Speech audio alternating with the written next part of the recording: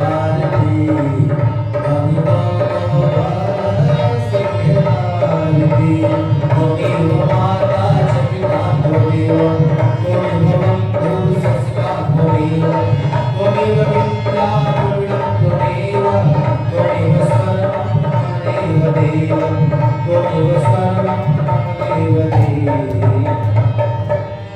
सेवंतिका भगवचंपकपाटलाभे पुण्णादिजातकर्मिदशादिपुष्पै बिल्लप्रवाल तुलसीदलमञ्जरीभिः त्वां पूजयामः जगदीश्वरे प्रसीद नानासुगन्धिपुष्पाणि यथा कालो भवानि च पुष्पाञ्जलिर्मया दत्त गृहाण परमेश्वरः सुमनसुगन्धितसुमनलय सुमनसुगन्धिसुजान् पुष्पांजलि अर्पण करो प्रभु करो स्वीकार प्रभु करो स्वीकार नमः श्री गुरु चरण कमले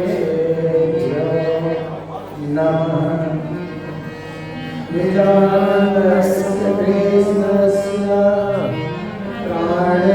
प्राणनाथस्य वै ध्रुवं चरित्रं पावनामे तद् यज्जलोके सुदुर्लभं पठनात् श्रवणात् चैव प्रेमभक्त्या समर्चनात् लभते चेप्सितं लोके अन्ते च पदमाञ्जलिं निजानन्द निजनामहे श्री कृष्ण हरे राम श्यामा सुंदर साध सब राखो हृदय धाम मंगल कृष्ण प्रणाम है मंगल धर्म प्रकाश है मंगल सुंदर साध है मंगल धाम जास मंगल सुंदर साध है मंगल धाम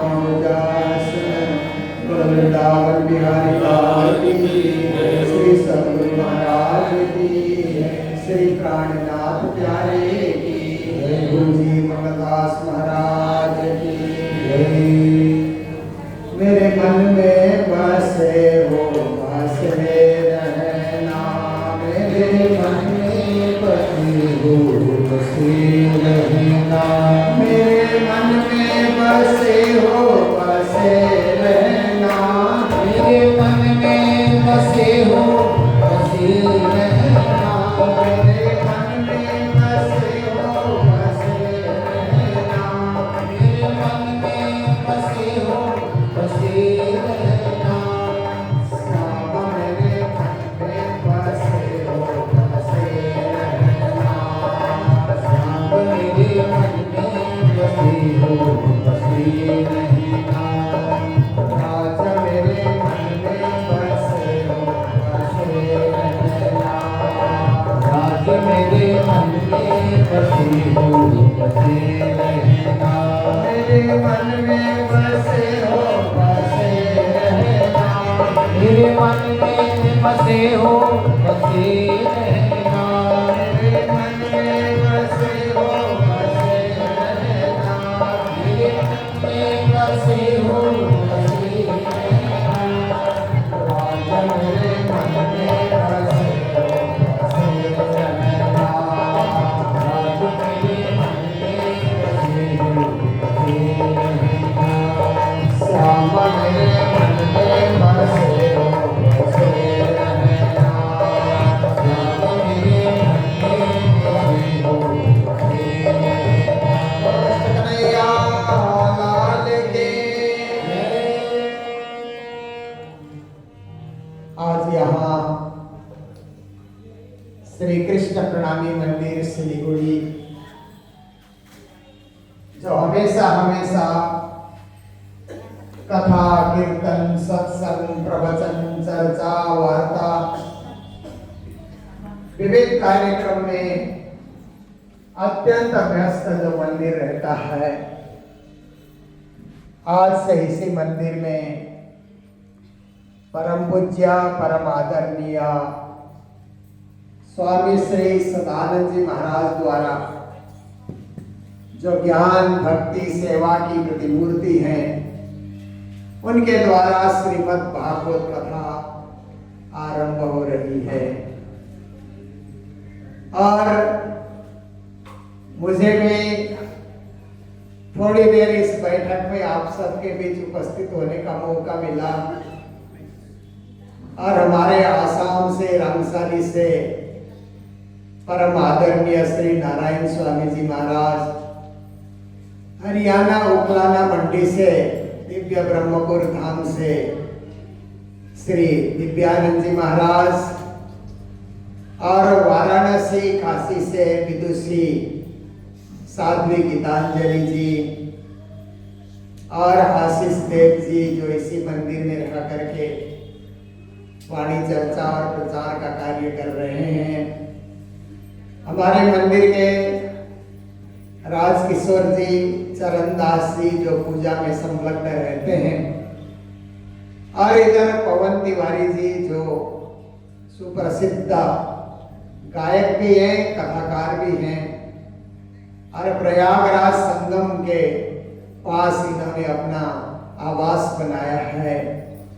अभी माघ मेले में हम लोगों ने साथ में ही संगम स्नान किया था और इनका सुंदर घर देखने का मौका भी मिला। पूज्य महाराज जी की कृपा से ही इन्होंने घर के आगे महाराज जी की ऐसी फोटो इन्होंने लगाई है, लगता है साक्षात महाराज जी बैठे हुए हैं।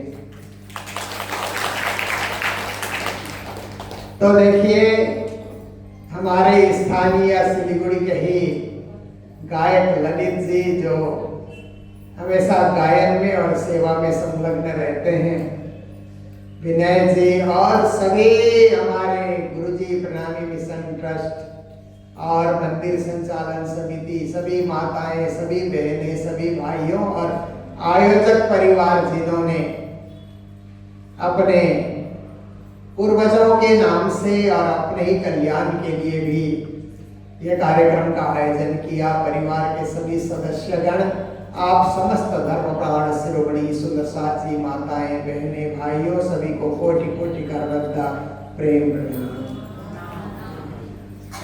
वाणी में श्री प्राणनाथ जी कहते हैं, वेद ने पुराण शास्त्र सब उपजे, पीछे उदयो भागवत सार, दाजन मिटे तिन व्यास के, पीछे उदयो भागवत सार। कहते हैं सबसे पहले वेद, सृष्टि में ज्ञान का कोई उदय हुआ है तो वेदों के द्वारा ज्ञान का उदय हुआ है, इसीलिए वेदोखिलो धर्म मूलम कहा जाता है। अखिल ब्रह्मांड में धर्म का मूल यदि कोई है तो वेद, चार वेद, ऋग्वेद सबसे पहले तो एक ही वेद था। कहते सृष्टि के आरंभ में तो एक ही शब्द था, ओम, बस इतना ही था। फिर इस ओम से गायत्री मंत्र का आविर्भाव हुआ। ओम भूर्भुवस्सुवः तत्सवितुर्वरेण्यं भर्गो देवस्य धीमहि धियो यो नः प्रचोदयात्। ये गायत्री महामंत्र है, विश्वव्यापी गायत्री देवी का महामंत्र है। और इस महामंत्र में वे पूर्ण ब्रह्म की उपासना की गई है। ये रहस्य गुरु महाराज ने प्रार्थना पुष्पांजलि में खोल करके बताया है। गायत्री महामंत्र का जितना सुंदर अर्थ गुरु जी ने किया है वो अत्यंत दुर्लभ और अत्यंत ज्ञानवर्धक ऐसा अर्थ गुरु जी ने किया है। तो एक ओंकार महामंत्र से गायत्री महामंत्र, और गायत्री महामंत्र का विस्तार करने के लिए ऋग्वेद, और ऋग्वेद के बाद फिर आप देखिए यजुर्वेद, सामवेद, अथर्ववेद, वेद अथर्वण सबका सार प्राणनाथ जी कहते हैं ना। इस प्रकार से वेदों का आविर्भाव हुआ विश्व कल्याण के लिए, विश्व को व्यवस्था देने के लिए, विश्व को धर्म की पहचान देने के लिए, और विश्व को किसने ये विश्व रचा उसकी जानकारी देने के लिए। Who is the creator of this world? इस विश्व का क्रिएटर कौन है? क्योंकि अंग्रेजी में कहते हैं ना, creation is not possible without a creator, ऐसा बोलते हैं ना। सृष्टि संभव नहीं है, सृष्टिकर्ता के बिना सृष्टि संभव नहीं है ना। आप देखिए फुटबॉल का खेल संभव नहीं है खिलाड़ी के बिना, है ना। तो ऐसे ही आप देखिए क्रिकेट का खेल संभव नहीं है खिलाड़ी के बिना, राजनीति संभव नहीं है नेताओं के बिना, व्यापार संभव नहीं है बिजनेसमैन के बिना। आप देखिए ऐसे ही दुनिया में हर चीज को संभव करने के लिए कोई न कोई उसका अग्रगण्य व्यक्ति होना चाहिए।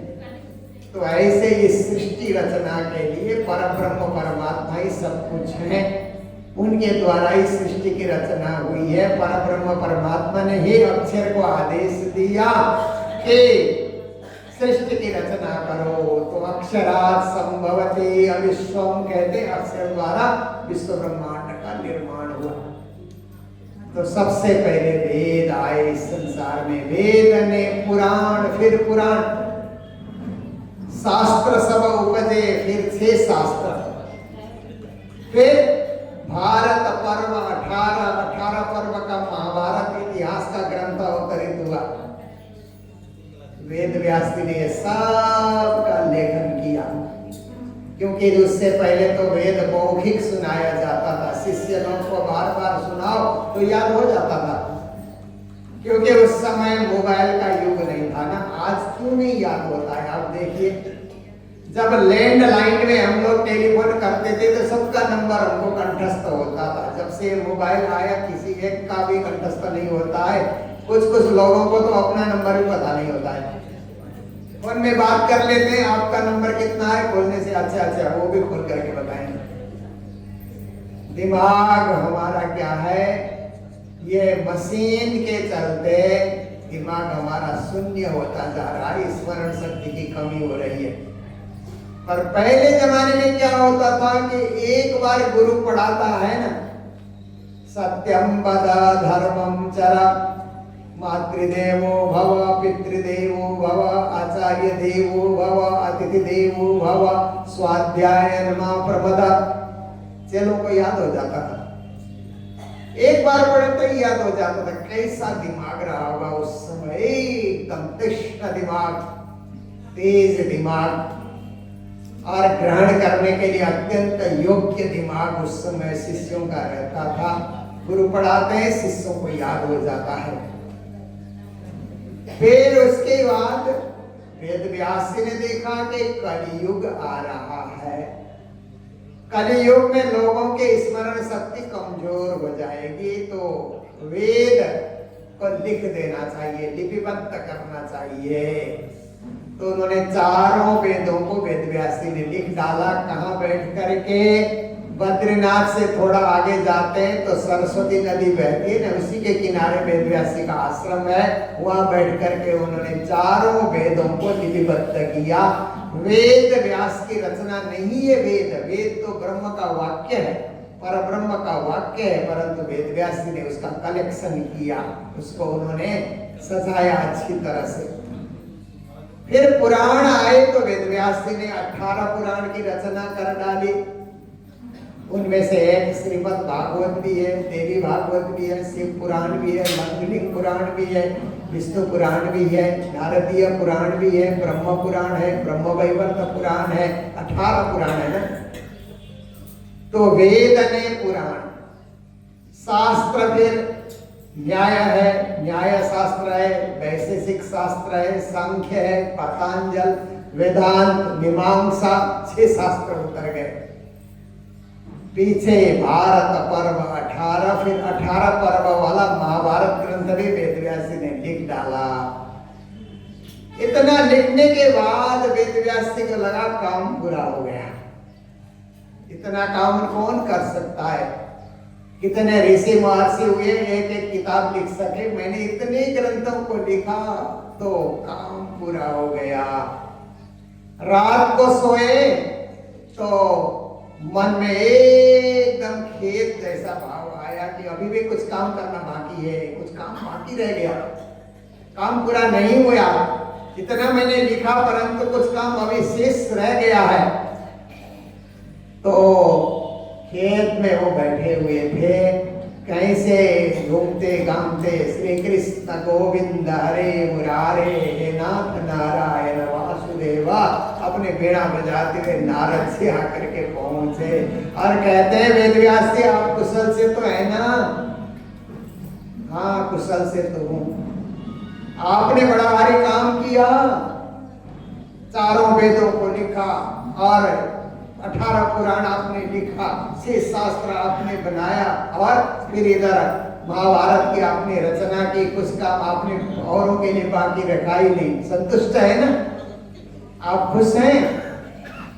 तो वेदव्यास ने उस समय कहा कि कुछ काम करना बाकी है, मन में खेद है अभी भी कि कोई काम मेरे से बाकी रह गया, छूट गया है। तो नारद जी ने कहा कि वेदव्यास जी आपने सभी देवी देवताओं की महिमा लिखी और सबके लिए आपने क्या स्तुतियां आपने की, सब कुछ आपने किया, पर एक परब्रह्म परमात्मा श्री कृष्ण जो अनादि और अक्षरातीत है, ऐसे श्री कृष्ण की लीला ललित रस कथा से परिपूर्ण कोई ग्रंथ की आपने रचना नहीं की। इसलिए आपके जितने भी ये अभी तक जितने ये रचनाएं हुई है ना, इन रचनाओं से आपको संतुष्टि नहीं होगी। ये तो केवल एक कर्म उपासना का विषय बन गया है। इसीलिए एक ज्ञान खंड और भक्ति खंड की रचना आप कीजिए, आप कृष्ण कथा लिखिए, तभी आपको संतुष्टि होगी, तभी आपको आनंद आएगा, तभी आपको लगेगा कि मैंने कुछ किया, अच्छा काम किया है, जगत वालों के लिए कुछ मैंने उपहार दिया है। तो फिर उन्होंने भागवत की नारद जी की प्रेरणा मिली। 5 दिन तक वेदव्यास जी और नारद जी साथ साथ रहे। जो विद्या आदान प्रदान करते रहे उसको नारद पंचरात्र ऐसे करके कहा जाता है उस ग्रंथ।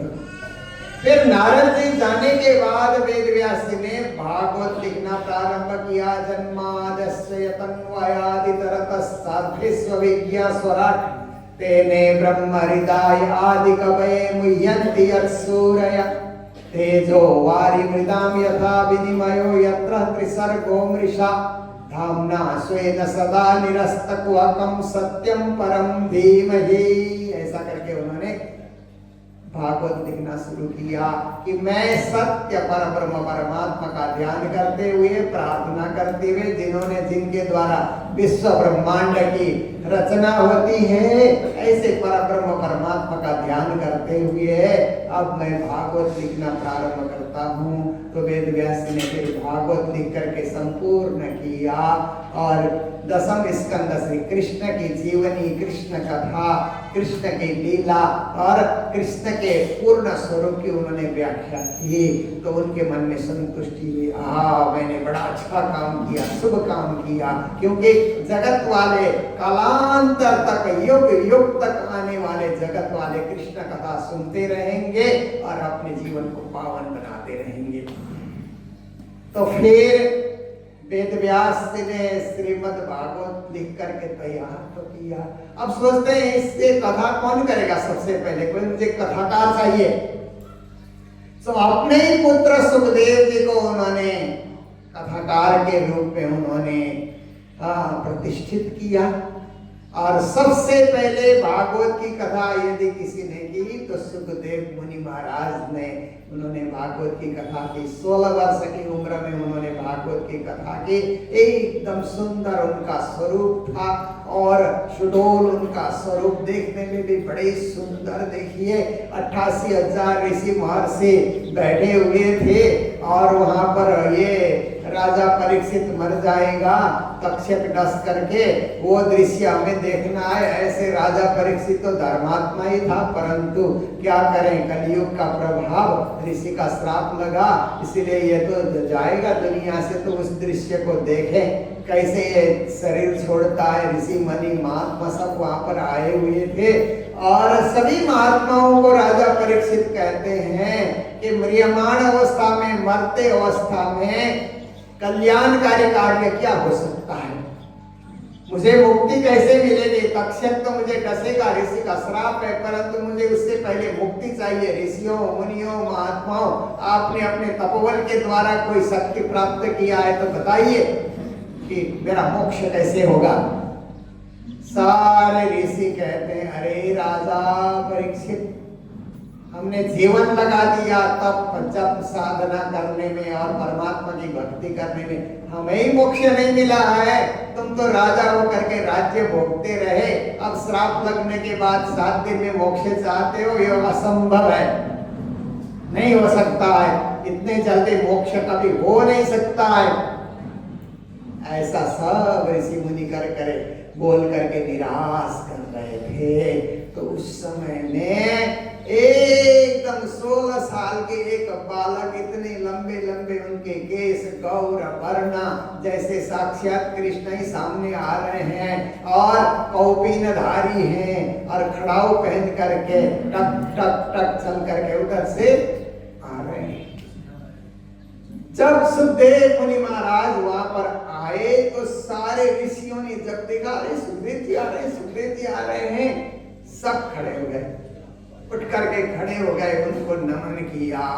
क्योंकि सब ऋषियों ने देखा कि सुखदेव जी के पास जो वेद व्यास जी ने ज्ञान भरा है वो किसी के पास नहीं। हम उम्र से बड़े हैं तो क्या हुआ, ये ज्ञान से बड़े, इसलिए वयोवृद्ध होने से कुछ नहीं होता है, ज्ञान वृद्ध जो होता है उसकी महिमा होती है। सब उठ करके खड़े हो गए, अभिवादन किया।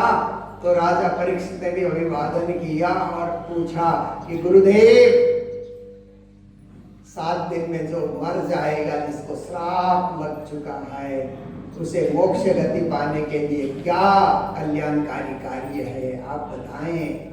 तो उन्होंने कहा, श्रीमद् भागवत, श्रीमद् भागवत, श्रीमद् भागवत, इससे बड़ा कोई कल्याणकारी कथा नहीं है। श्रीमद् भागवत तुम्हें सुनाया जाएगा, मैं सुनाऊंगा। राजा, एक खटवांग नाम के राजा के पास तो केवल 2 घड़ी समय मिला था मृत्यु आने के लिए। उन्होंने 1 घड़ी में अपना राजपाट लड़के को सौंपा और बचे 1 घड़ी में उन्होंने परमात्मा का ध्यान और पूजन किया, उनको भी मोक्ष मिल गया। तो तेरे सामने तो 7 दिन में घबराता क्यों है? घबराने की कोई जरूरत नहीं, बैठो, मैं भागवत प्रारंभ करता हूँ। उन्होंने भागवत की कथा की तो प्राणनाथ जी कहते हैं, अधिक अमृत सुके सिंचिया।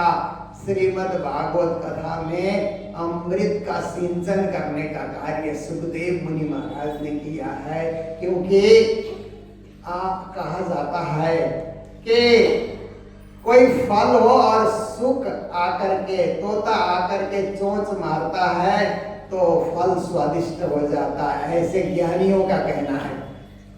तो ये केवल उपमा है, पर श्रीमद् भागवत रूपी फल में सुखदेव मुनि महाराज ने जो रस भरा, कथा में रस भरा, उन्होंने उसको परिपक्व बनाया, स्वादिष्ट बनाया, ग्रहणीय उन्होंने बनाया और सुनाते गए। तो राजा को न भूख लगती है, न प्यास लगती है, न नींद आती है, न आलस सताती है, और सारे मुनि लोग भी एकदम टकटकी लगा करके कथाकार को देख रहे हैं, आनंद रस का आस्वादन कर रहे हैं, कथा हो रही है। और फिर कृष्ण कथा उन्होंने 4थे दिन से प्रारंभ की। तो कृष्ण कथा तो परब्रह्म परमात्मा की लीला है, वो परमधाम में लीला विहारी, वहां लीला करने वाले परमात्मा जगत में आकर के उन्होंने क्या लीला की। परमधाम की लीला तो नित्य है, पर संसार में भी वो नित्य लीला को उतार करके संसार वालों को भी मोक्ष धर्म परम धाम का बताना ये कोई साधारण बात नहीं है। संसार के लोग तो पितृलोक और स्वर्ग से आगे क्या है उनको पता भी नहीं है। उनको परम धाम की लीला प्रकट करके बताना ब्रज और रास के रूप में ये एक बहुत ही दुर्लभ कार्य था, श्री कृष्ण ने कर दिखाया। और इसी लीला की व्याख्या सुखदेव मुनि महाराज ने भागवत में बहुत ही रुचिपूर्ण ढंग से, एकदम आनंद पूर्ण ढंग से, उन्होंने रसपूर्ण ढंग से उसको सार्थक करके जब बताया तो 7 दिन में परीक्षित को भी मोक्ष की प्राप्ति होती है। और 7वें दिन पूरा होने के बाद कथा पूर्ण करने लगे तो कहते हैं, तुम तो राजा मनुष्य से पशु बुद्धि में माम जहे। अरे राजा, 7 दिन तुमने कथा सुनी है, अब मैं मरूंगा मरूंगा मरूंगा ऐसा बोलोगे तो ये पशु बुद्धि है। इस पशु बुद्धि को त्यागो, क्योंकि जो भी मनुष्य मरते समय में मर रहा हूं मर रहा हूं मर रहा हूं ऐसा बोलेगा तो उसमें पशु बुद्धि है। देव बुद्धि उसमें आ जाए तो मैं तरूंगा, मैं तरूंगा, मैं परम धाम जाऊंगा, मैं परमात्मा के पास जा रहा हूं, ऐसा बोलता है। पशु बुद्धि आने से मैं नरक में जा रहा हूं, कि कीड़े मकोड़े में जा रहा हूं, कि मैं तो मर रहा हूं, गिर रहा हूं, ऐसा बोलता है। तो कहा राजा पशु बुद्धि को त्याग दो और दैवी बुद्धि धारण करो, अलौकिक बुद्धि धारण करो कि तुम तो अब क्या है, अहम ब्रह्म परम धाम, ब्रह्म हम परमम पदम, अब ऐसा बोलते रहो मैं ब्रह्म रूप हो गया और मेरा धाम परम धाम है और ब्रह्म के सिवाय और कुछ नहीं है, सब कुछ ब्रह्म ही है जिनके द्वारा मोक्ष गति की प्राप्ति हो सकती है। इसका जाप करते रहो, तुम अखंड हो जाओगे, मोक्ष पद की प्राप्ति करोगे। देखिए श्रीमद् भागवत मोक्ष प्रदायिका, मोक्ष देने वाली ऐसी श्रीमद् भागवत के अंतर्गत कथाएं आती हैं। और प्राणनाथ जी महाराज ने अपनी वाणी में भागवत की बुरी बुरी प्रशंसा की है। बहुत उन्होंने कई कई चौपाइयों में उन्होंने प्रशंसा की है। और प्राणनाथ जी महाराज कहते हैं भागवत सुनने के बाद वो मोक्ष, वो परम धाम कैसा है जिसमें पहुंचने के लिए भागवत में इशारा किया गया, उस परम धाम के चप्पे चप्पे का वर्णन प्राणनाथ जी ने फिर वाणी में, तारतम वाणी में की है कि परम धाम कितना सुंदर है, कितना वो बड़ा है और कितना उसका विस्तार है, उसके 25 पक्ष कैसे कैसे वहाँ पर आनंद वर्धक बने हुए हैं। और लीला बिहारी पर ब्रह्म परमात्मा अपने आत्माओं को साथ में लेकर के परमात्मा कैसे 25 पक्ष में विहार करते हैं, चलते हैं, फिरते हैं, नाचते हैं, उछलते हैं, वार्ता करते हैं, संवाद करते हैं, ये सारी चीजें प्राणनाथ जी ने वाणी में खोल खोल करके बताया है। तो हम लोग जहाँ भी भागवत होती है मंदिरों में तो वाणी चर्चा भी कुछ अंश में रखा करते हैं। तो थोड़ा सा ही मैंने आज आप सबके बीच रखा कि वाणी में परम धाम का 25 पक्ष का सुंदर वर्णन हमें मिलता है। हम वक्त वक्त पे सुनते रहेंगे। तो हम धीरे धीरे होली, ये जो मेला है ना, होली महोत्सव पे प्रवेश कर रहे हैं। मैं कल श्री धाम वृंदावन में पहुंचा तो वहां पर तो कितने लाख भक्त लोग वहां पहुंचे हुए थे और पूरे वृंदावन के परिक्रमा में होली खेल रहे थे। वहां की होली, फिर बरसाने की होली होती है तो बरसाने की होली में गजब की बात है कि लठमार होली कहते हैं वहां बरसाने की होली को।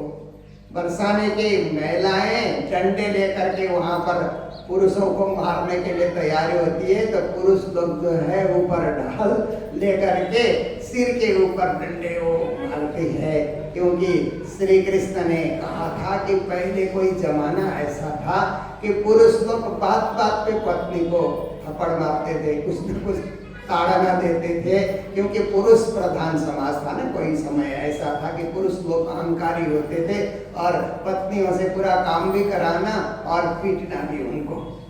तो कृष्ण ने एक दिन ऐसा बनाया कि आज स्त्रियां पीटेंगे और पुरुष लोग उसको सहन करेंगे। तो ये क्या है, महिलाओं को पूर्ण अधिकार देने का कार्य श्री कृष्ण ने किया था। तो मैं एक छोटी सी घटी हुई घटना आपके समक्ष रखूंगा 2 शब्द में। एक बार हमारे गुरुजी के पास रहते थे, पति का नाम था भोजराज जी और पत्नी माता जी थी हर प्यारी जी, आप लोगों ने कभी देखा भी हुआ। तो कालिम्पोंग में वो आए पूरे रहने के लिए, तो उनका अलग से किचन चलता था। तो एक बार हर प्यारी माता ने कहा कि गुरुजी ये मेरा पति बड़ा गुस्सेल है, कभी गुस्सा आने से मुझे मारता भी है। तो गुरुजी ने कहा कि अब मारेगा ना तो तुम रोटी बेल रही हो है ना, वो बेलन लेकर के उसको भी 2-4 मार देना, ऐसा गुरु महाराज ने कहा। तो दूसरे दिन उसने कुछ किया होगा, माता जी ने दनादन बेलन से उसको मार दिया। तो फिर माता जी बोली आज तो बेलन से ही मारी हूँ और ऐसे करोगे तो डंडे भी लगाऊंगी। तो बोला माफ करो माफ करो माफ करो, ऐसा करके फिर छोड़ दिया उन्होंने। तो गुरु महाराज के सामने एक घटना घटी थी। तो तो इसका अर्थ आप ये न ले कि हम भी वेदन नारी अपने पति को ऐसा आप न सोचें, परंतु पुरुष प्रधान समाज में कभी कभी ऐसा चलता रहा, पर आज तो समान अधिकार का ये आ गया ना जमाना, सबका समान अधिकार है, कोई किसी को ताड़ना नहीं दे सकता। आज तो अपने बच्चे को भी ताड़ना नहीं दे सकते, ऐसा जमाना आ गया। पर वृंदावन की होली बहुत सुप्रसिद्ध होली है और गुरु महाराज ने कालिम्पोंग में भी होली प्रारंभ की है।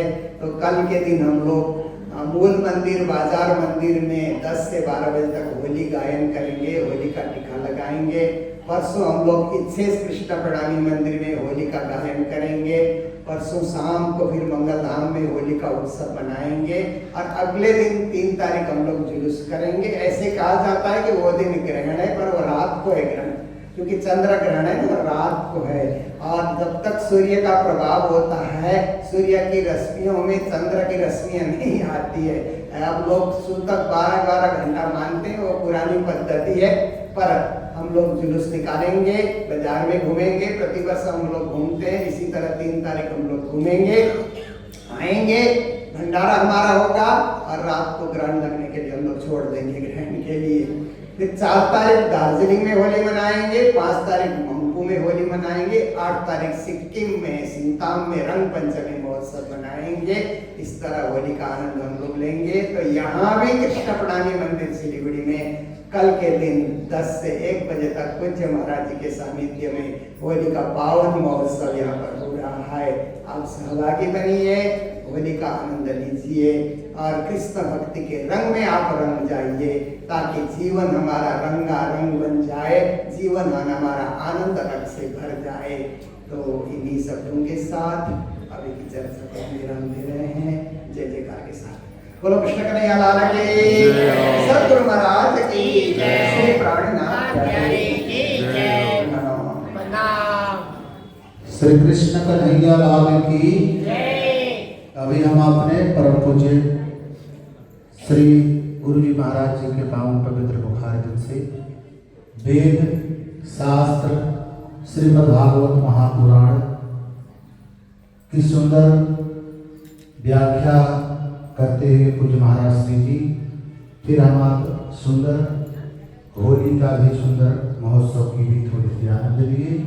अब आइए हम आप परम पूज्य श्री सतगुरुदेव महाराज जी के पावन पवित्र मुखारविंद से श्रीमद् भागवत महापुराण की कथा आज प्रथम दिवस मंगलाचरण आदि कथाएं श्रवण करते हैं। गुरु जी महाराज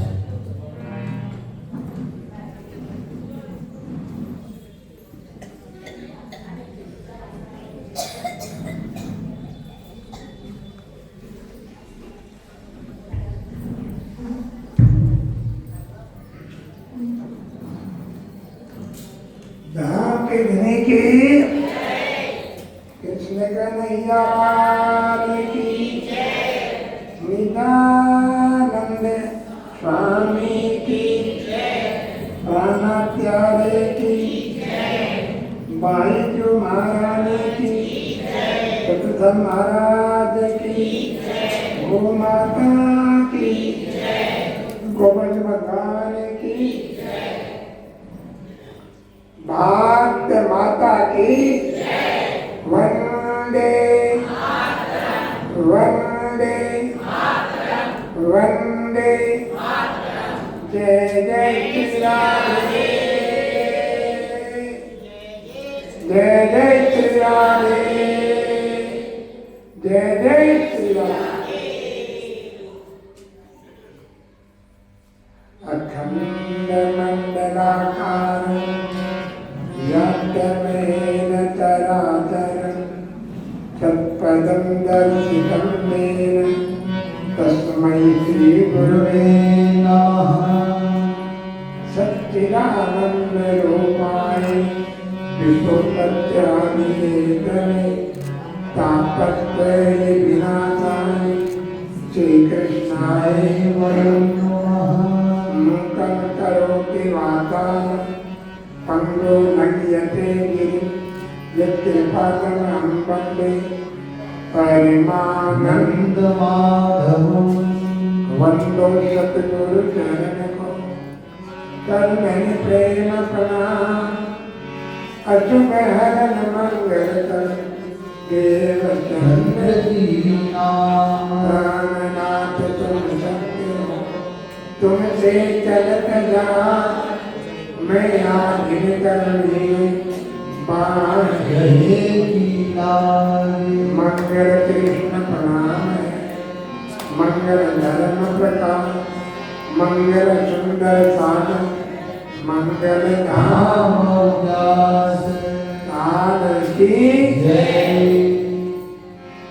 आओ प्राणनाथ मारा कर दो देव का कल्याण। आओ प्राणनाथ महाराज कर दो जीवन का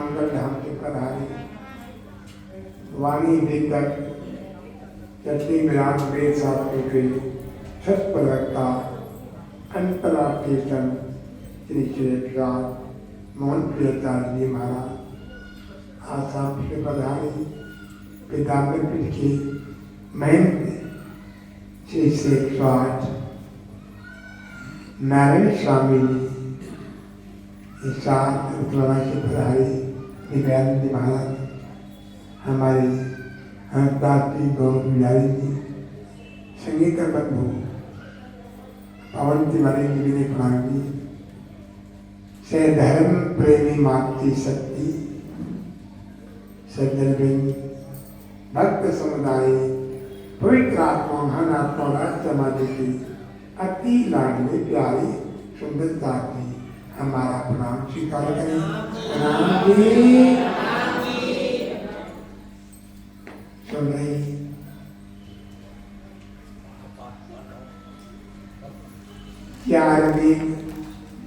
6-7 तक 17 प्रणाम के बाद भगवान की 24 अवतार में ज्ञान अवतार वेद व्यास जी के पावन मुखारबिंद से भागवत महापुराण की जय हो। इसके बारे में आपने सुना है। मामती प्रार्थना ने ही कहा कि 7 में भागवत 7 कौन भागवत माध्यम में मंगला चला है। सच्चिदानंद रूपाय विश्वोत्पत्त्यादि हेतवे तापत्रय विनाशाय श्री कृष्णाय वयं नमः। परमात्मा के अनेक नाम हैं। कोई कृष्ण, कोई श्याम, कोई राम, कोई ब्रह्मा विष्णु महादेव, कोई देवी, कोई आदि शक्ति, कोई राधा स्वामी, कोई सत्साही, कोई एक ओंकार वायु, कोई निरंकार, कोई साकार। एक नाम सर्वमान्य है, सच्चिदानंद भगवान की सत्य परमात्मा परम धाम है। चित आत्मा हमारे अनंत है। जो के सुख को सुख